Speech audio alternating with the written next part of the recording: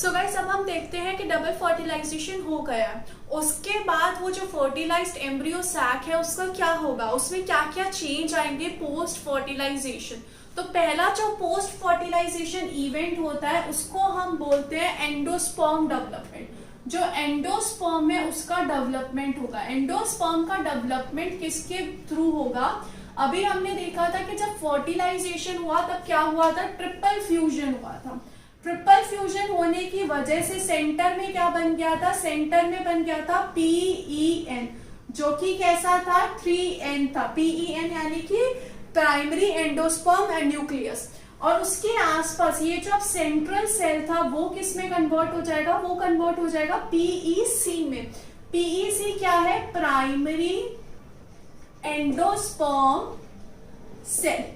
ये क्या होता है? Primary endosperm cell. ये प्राइमरी एंडोस्पर्म सेल क्या करेगा? PEC स्टोर करेगा फूड को, जो कि क्यों जरूरी है, जो कि डेवलपमेंट ऑफ एम्ब्रियो के लिए बहुत ही ज्यादा जरूरी है। जो एम्ब्रियो है उसको कंज्यूम करेगा ताकि जो है एम्ब्रियो की डेवलपमेंट हो जाए। तो PEC क्या बन जाएगा? एंडोस्पर्म बन जाएगा। अब ये जो एंडोस्पर्म की डेवलपमेंट है ये डिफरेंट टाइप से हो सकती है। For example the endosperm development can be nuclear endosperm development, nuclear endosperm development, or it can be cellular endosperm development, cellular endosperm development, as the name suggesting that it is related to the nucleus and it is related to the cell. अब देखो ये वाला जो nucleus यहाँ पे present है it will start to divide. ये क्या करेगा? डिवाइड करने लग जाएगा। और ये क्या करेगा? कैरियोकाइनेसिस करेगा। कैरियोकाइनेसिस क्या होता है? डिवीजन ऑफ न्यूक्लियस होता है। तो यहाँ पे न्यूक्लियस एंडोप्लाज्म में क्या होगा? कैरियोकाइनेसिस होना शुरू हो जाएगा। ये जो न्यूक्लियाई क्या करेगा? कैरियोकाइनेसिस फॉर्म करेगा विदाउट साइटोकाइनेसिस, विदाउट साइटोकाइनेसिस। इसमें क्या होगा? सेल का डिवीजन नहीं होगा, सिर्फ और सिर्फ किसका डिवीजन होता है? न्यूक्लियाई का डिवीजन होता जाएगा। तो ये जो एम्ब्रियो सैक ऐसे प्रेजेंट है, अब इसमें क्या फॉर्म हो जाएंगे? बहुत सारे न्यूक्लियाई फॉर्म हो जाएंगे, बहुत सारे न्यूक्लियाई फॉर्म हो जाएंगे। तो ऐसा क्या बनेगा?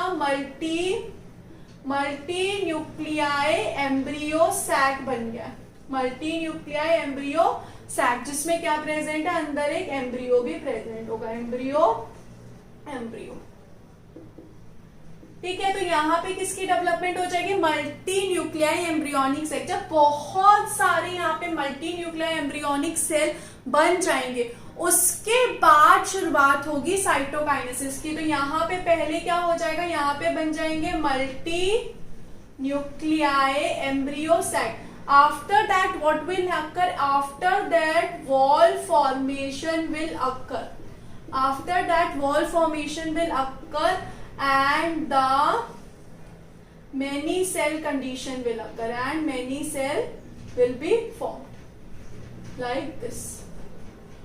Okay, so this type of development occurs in some of the plants, like for example cotton and maize. This occurs in cotton and maize. CM.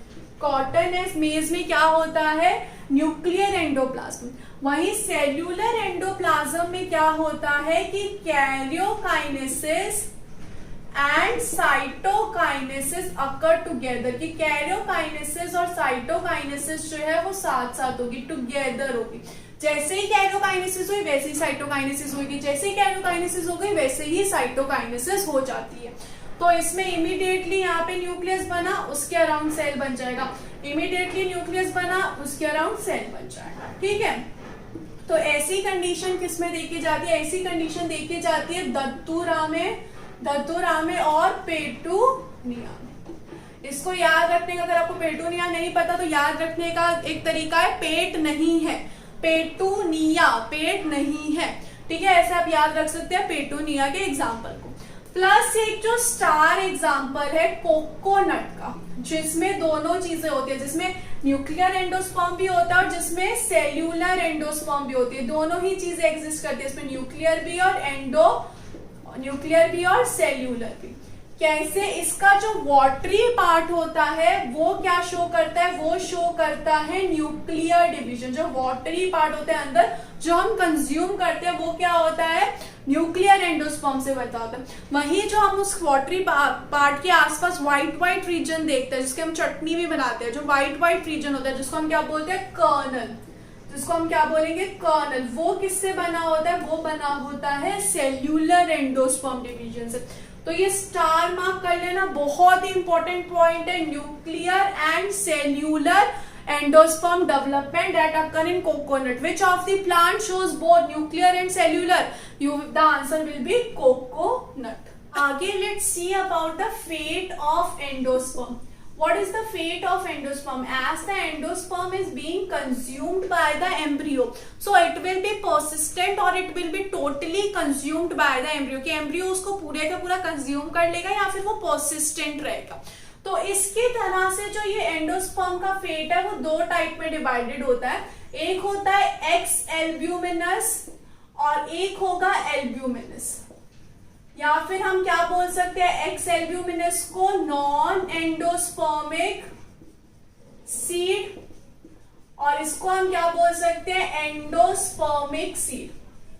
मतलब क्या है, मतलब ये है कि अब अभी पता है कि जो ओव्यूल है वो किसमें कन्वर्ट हो जाती है, सीड में कन्वर्ट हो जाएगी। ओव्यूल जो है विद ग्रोथ सीड में कन्वर्ट हो जाएगी, और वहीं जो एम्ब्रियो सैक है वो क्या बना रहा है, एम्ब्रियो बनाते जा रहा है। तो जैसे जैसे एम्ब्रियो बना रहा है वैसे वैसे सीड भी क्या हो रहा है, मैच्योर हो रहा है, और वैसे वैसे एंडोस्पर्म का कंजप्शन भी हो रहा है। तो मैच्योरिटी के टाइम, सीड की मैच्योरिटी के टाइम अगर एंडोस्पर्म पूरा कंज्यूम हो गया तो ऐसी कंडीशन को हम क्या बोलेंगे, एक्स एल्ब्यूमिनस, और अगर जो एंडोस्पर्म है वो परसिस्टेंट रह गया तो उसको हम क्या बोलेंगे, albuminous.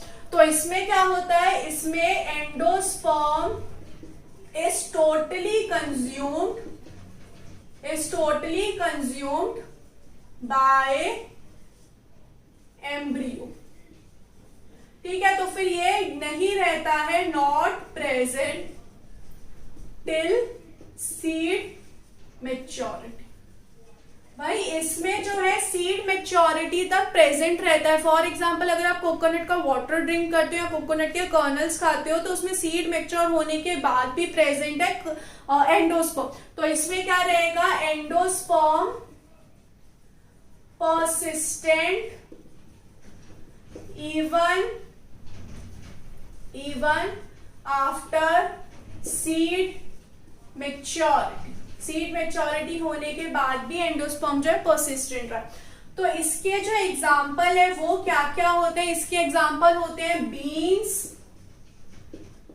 Groundnut, almond, sunflower and peas. ठीक है, इसके लिए एक बहुत ही सिंपल ट्रिक बनाई है मैंने। ट्रिक क्या है, big gaps, from B it's beans, from G it's groundnut, from A it's almond, from P it's peas and from S it's sunflower. बहुत ही सिंपल सी ट्रिक है, आपको ये पूरा याद हो जाएगा। वही एल्ब्यूमिनस के एग्जाम्पल्स क्या क्या होते हैं, इसमें एग्जाम्पल्स है with wheat, rice, barley, coconut. क्या है, कोकोनट। तो फिर इसके लिए ट्रिक क्या है, इसके लिए ट्रिक है with respect big, with respect brother Cooper. और यहाँ पे एक और एग्जाम्पल भी लिखना है तो आप लिख सकते हो, जो कि है मेज, और यहाँ पे आ जाएगा with respect my brother Cooper, with respect my brother Cooper. Okay guys, so let's see about the embryonic development. We have seen the endosperm development. Now let's start with the embryonic development. As we have seen that the embryo will develop in the microbile region and the PEC, primary endosperm cell will develop into the endosperm. Let's now see the development of embryo. So the embryo first of all will go one transverse division. It will first of all undergo transverse division, and this transverse division will be unequal. ये जो embryo है वो एक unequal transverse division में जाएगा। जिसकी वजह से क्या होगा, जिसकी वजह से जो अब एम्ब्रियो, हम एनलार्ज करके अब एम्ब्रियो को देखें तो ये जो एम्ब्रियो है वो दो अनइक्वल सेल में कन्वर्ट हो गया। जो ऊपर वाला सेल है जो माइक्रोपाइलर रीजन की तरफ है उसको हमने क्या बोल दिया, सस्पेंसर सेल, और जो ये वाला सेल है टुवर्ड्स द चलाजा रीजन वो स्मॉलर सेल है, उसको हमने क्या बोल दिया, एम्ब्रियो सेल। नाम से ही पता चल रहा है कि जो एम्ब्रियो सेल है वो क्या बनाएगा, एम्ब्रियो की फॉर्मेशन करवाएगा। अब क्या होगा, अब ये जो सस्पेंसर सेल है ये अंडरगो करेगा बहुत सारे ट्रांसवर्स डिवीजन और 6 to 10 सस्पेंसर सेल जाएगा। तो सस्पेंसर सेल जो है वो अंडरगो होगा ट्रांसवर्स डिवीजन और कितने सेल फॉर्म करेगा, ये 6 to 10 सेल्स की फॉर्मेशन करेगा। ठीक है, और उसमें जो सबसे ऊपर वाला सेल होगा जो माइक्रोपाइलर रीजन की तरफ जो सेल होगा वो एक स्पेशल सेल होगा, उसको हम बोलेंगे हॉस्टोरियम। उस सेल को हम क्या बोलेंगे, हॉस्टोरियम। तो यहाँ पे ये ऊपर वाला सेल है, नीचे और सेल्स प्रेजेंट हैं।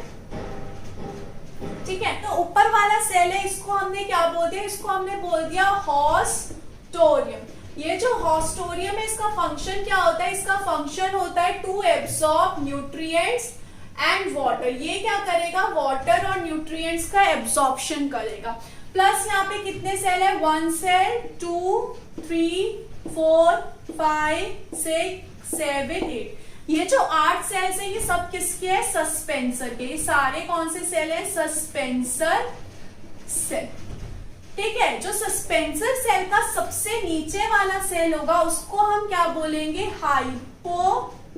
हाइपोफाइसिस। इसको हम क्या बोलेंगे, hypophysis. It will develop into, this will develop into root tip. ये किस में डेवलप हो जाएगा, रूट टिप में डेवलप हो जाएगा। साथ ही साथ इसके साथ साथ जो एम्ब्रियो है वो भी क्या जाएगा, डिवीजन जाएगा। तो ये जो एम्ब्रियो है ये 2 वर्टिकल डिवीजन जाएगा। तो 2 वर्टिकल डिवीजन होने की वजह से 4 वर्टिकल सेल्स बनेंगे। तो इसने क्या किया, 2 वर्टिकल डिवीजन किया और 4 वर्टिकल सेल्स बन गए। पहले 4 वर्टिकल सेल्स बनने के बाद वो 1 ट्रांसवर्स डिवीजन जाएगा जिसमें टोटल 8 सेल्स फॉर्म हो जाएंगे। कितने सेल्स फॉर्म हो जाएंगे, 8 सेल्स।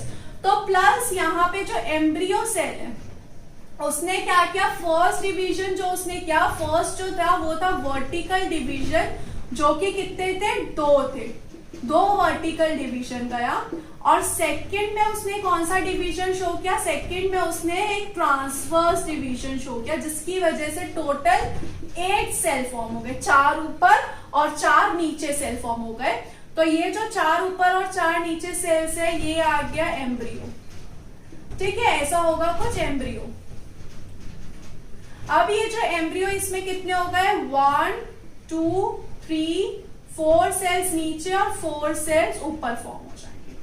ठीक है,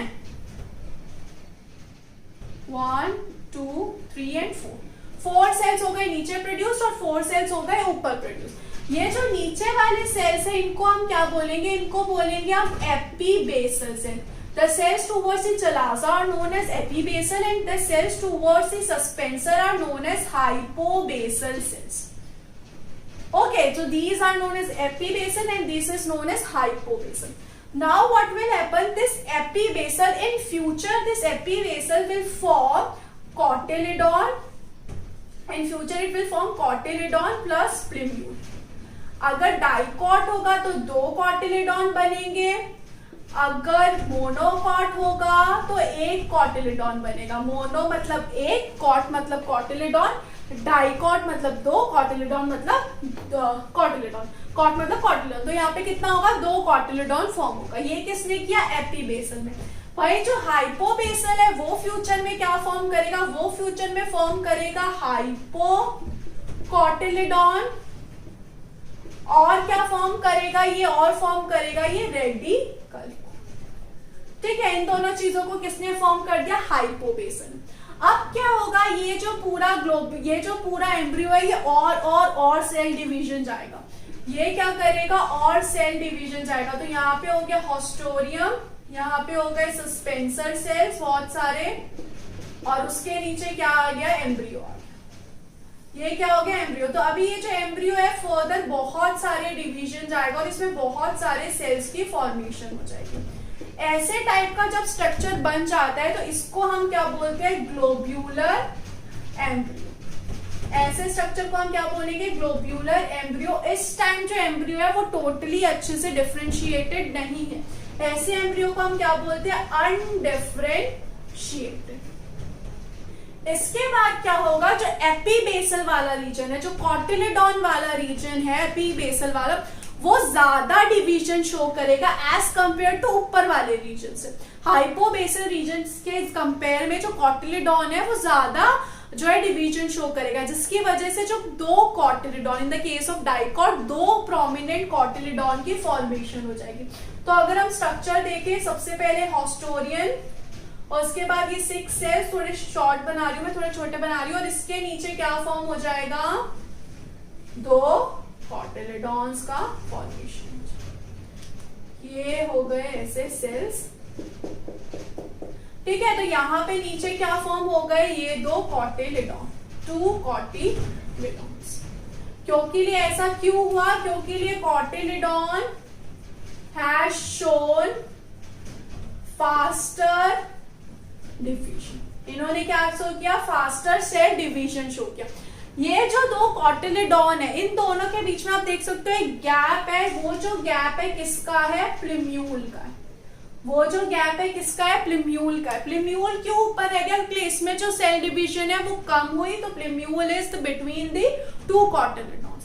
तो अगर हम एक टिपिकल डाइकॉट का स्ट्रक्चर देखें, डाइकॉट के एम्ब्रियो का स्ट्रक्चर देखें, तो वो कैसा होगा, क्या प्रेजेंट होंगे उसमें, 2 कॉटिलेडॉन प्रेजेंट है, और उसके नीचे क्या प्रेजेंट होगा, हाइपोकोटाइल प्रेजेंट होगा, ठीक है। और यहाँ पे क्या प्रेजेंट होगी, रूट कैप, जो किसने बनाई है, रूट कैप इन्होंने इसने बनाई है, हाइपोफाइजिस ने क्या बना दी, रूट कैप बना दी। यहाँ पे क्या आ जाएगा, कॉटिलेडॉन, यहाँ पे क्या आ गया, प्लिम्यूल, यहाँ पे क्या आ जाएगा, हाइपोकोटाइल, यहाँ पे क्या आ गया, रेडिकल, ठीक है। तो ये जो है इसमें 2 रीजन्स होते हैं डाइकॉट में, एक होता है एपीकोटाइल रीजन और एक होता है हाइपोकोटाइल रीजन।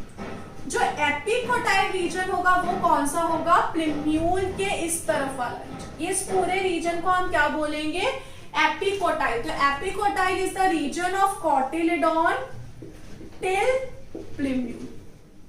टिल प्लिम्यूल तक कौन सा रीजन है, एपीकोटाइल। और ये हाइपोकोटाइल क्या होगा, हाइपोकोटाइल ये सिलेंड्रिकल रीजन है जो कि क्या प्रेजेंट है, कॉटिलेडॉन के बिलो प्रेजेंट है। कॉटिलेडॉन के बिलो जो सिलेंड्रिकल रीजन प्रेजेंट है उसको हम क्या बोल देंगे, हाइपोकोटाइल। तो cylindrical region below cotyledon till radicle, radicle तक हम इसको क्या बोल देंगे, हाइपोकोटाइल रीजन बोल देंगे, यहां से लेकर यहां तक। तो इन दोनों को मिला के, एपीकोटाइल और हाइपोकोटाइल को मिला के हम क्या बोलते हैं, एम्ब्रियोनिक एक्सिस। क्या बोलेंगे हम दोनों को मिला के, embryonic axis. Now let's see about the structure of monocot.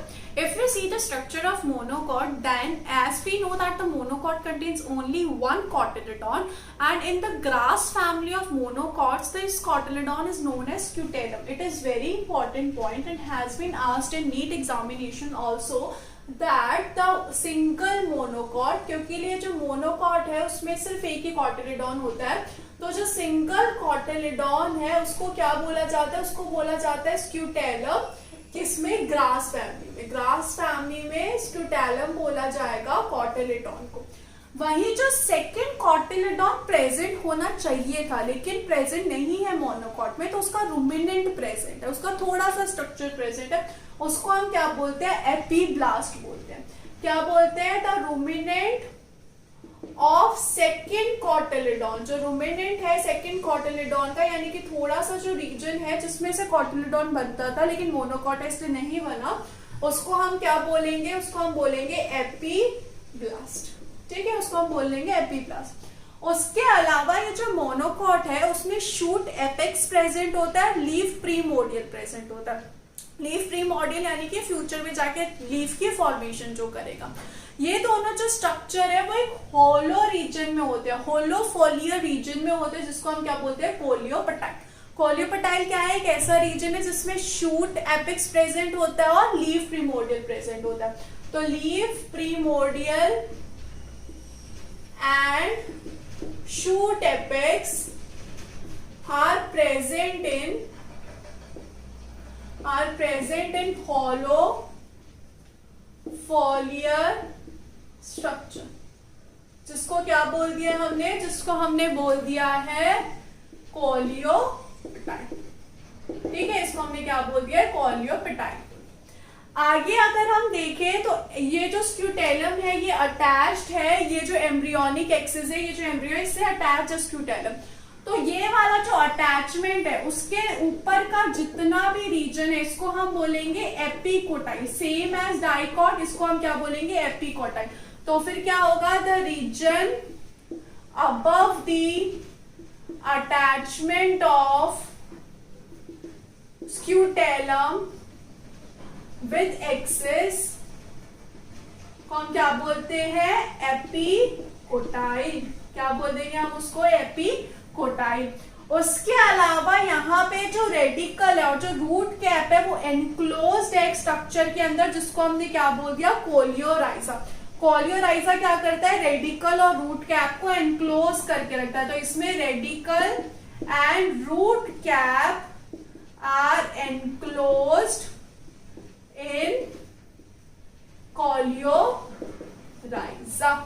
तो ये सारे जो टर्म्स है बहुत ही ज्यादा इंपॉर्टेंट होते हैं, पूछ लिया जाता है कि कोलियोराइजा क्या है, मोनोकॉट में प्रेजेंट है, डाइकॉट में प्रेजेंट है, ऐसे स्क्यूटेलम स्पेसिफिकली किस में प्रेजेंट है।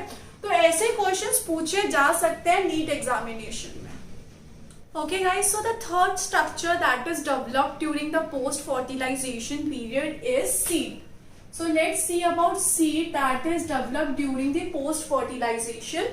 It is produced from the ovule. So ovule during the growth get converted into the seeds. Okay, we have seen that there are two types of seeds. One is albuminous seeds and one is ex-albuminous seeds. About both we have seen in endosperm. Okay, so we are not going to revise that. We are going to move further. So seed contains different layers. The outermost layer of seed consists of two layers. The outer layer is testa. The outer layer is testa and the inner layer is stegma. These are the two layers, seed coat. Okay, so the outer is testa and the inner is stegma. These two are made up from, both these are made up from integument. Integument is converted into these seed coat. What is the function of them? Their function is to protect the seed. Seed की protection करना इनका function होता है। Plus जो micropylar reason हमने देखा था, यहाँ पे जो ऐसे एक माइक्रोपाइलर रीजन प्रेजेंट होता है, ये जो माइक्रोपाइलर रीजन है ये कन्वर्ट होके क्या बनाता है, ये भी एक पोर बनाएगा, माइक्रोपाइलर पोर। सीड में एक माइक्रोपाइलर पोर प्रेजेंट होगा। इस माइक्रोपाइलर पोर का क्या रोल होता है, ये जो है सीड में ऑक्सीजन का, टेम्परेचर का, वाटर का मेंटेनेंस रखेगा। यहाँ से क्या हो पाएगी, इन सब चीजों की एक्सचेंज हो पाएगी और ये सब चीजें जो है सीड में मेंटेन रहेगी। ठीक है, तो फिर ये क्या होता है, फंक्शन होता है सीड पोर का। अगर हम देखें सीड के बेनिफिट्स क्या होते हैं, सीड के बेनिफिट क्या क्या होते हैं, तो पहला बेनिफिट है कि सीड जो है वो डिस्पर्स हो सकता है। सीड जो है क्या हो पाएगा, डिस्पर्स हो पाएगा और वो नई जगह पे जाके एक नए एनवायरनमेंट को अडेप्ट कर सकता है।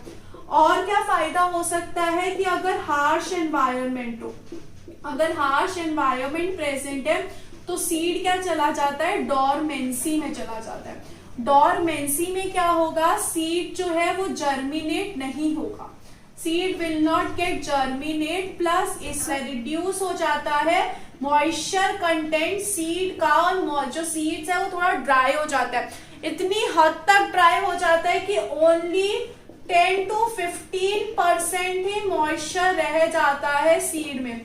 सिर्फ और सिर्फ कितना रह जाएगा, 10 to 15% ही मॉइस्चर रह जाएगा सीड में। और ओनली जब फेवरेबल कंडीशन आएगी तभी क्या होगा, सीड का जर्मिनेशन होगा। Only when seed will be germinated और एल्स सीड जर्मिनेट नहीं होगा।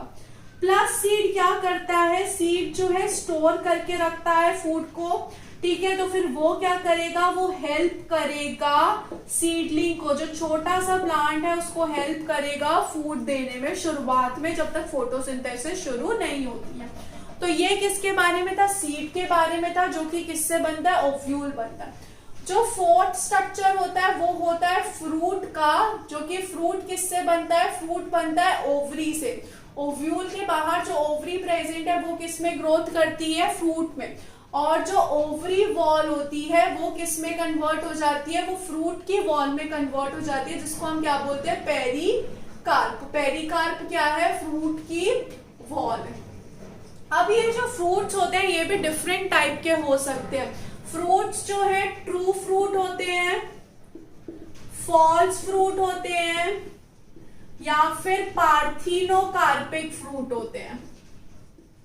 तीनों में डिफरेंस क्या है, जो ट्रू फ्रूट है वो किससे बनता है, वो ओवरी से ही बनेगा।